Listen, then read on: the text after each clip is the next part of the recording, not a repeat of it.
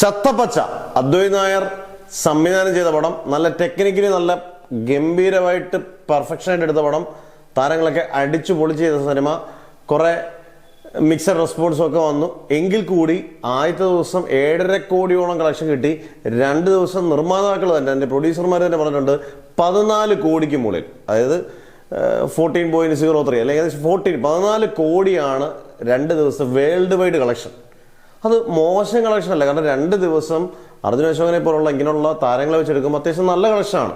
വലിയ big budget ഇത് technical ക്രൂസിനുള്ള technically ഉള്ള സിനിമയ്ക്കുള്ള പൈസ മാത്രമേ ആയിട്ടുള്ളൂ. ബാക്കിയുള്ള താരങ്ങൾക്ക് വലിയ റെമ്യൂണറേഷൻ കൊടുക്കേണ്ട, വന്നിട്ട് കാണാൻ ചാൻസ് ഇല്ല.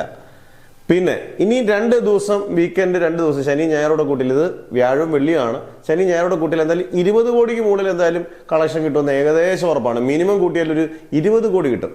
പിന്നെ തിങ്കളാഴ്ച മുതലുള്ള കാര്യങ്ങളൊന്നും നമുക്കൊരിക്കലും പ്രഡിക്റ്റബിളേ അല്ല, പ്രത്യേകിച്ച് ഇങ്ങനെ മിക്സഡ് റെസ്പോൺസ് നിൽക്കുന്ന ഒരു പടമായതുകൊണ്ട്. എന്തായാലും 2 ദിവസം നേടിയ കളക്ഷൻ ഗംഭീര കളക്ഷൻ തന്നെയാണ്. നല്ല ചത്തപ്പച്ച 14 കോടി 2 ദിവസം.